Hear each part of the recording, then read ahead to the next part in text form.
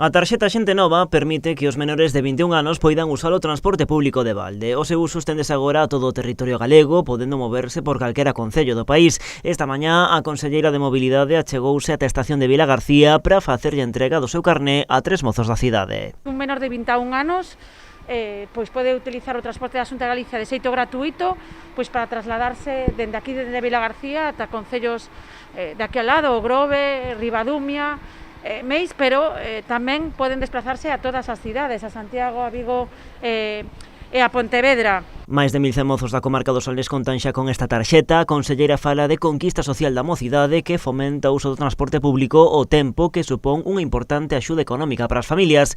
Etel Vázquez pon exemplos. Un mozo de menos de 21 anos que quera de Vilagarcía que quera pois ir a Pontevedra e realiza os traxectos para estudiar pois todos os días nese curso lectivo de 9 meses, pois son uns 900 euros os que poden aforrarse.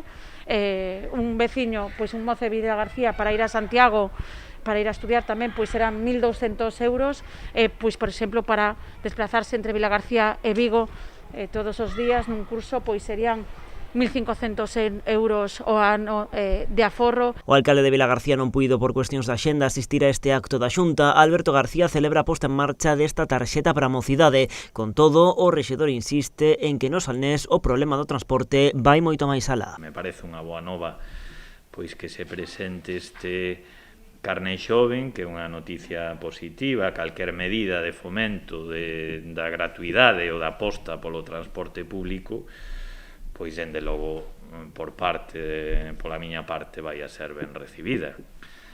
Agora, creo que é unha oportunidade perdida non mellorar as conexións do transporte por autobús na nosa comarca. E engade que esta non é unha cuestión de cores políticos porque di todos os alcaldes da comarca levan anos reivindicando unha mellora de conexións entre todos os municipios.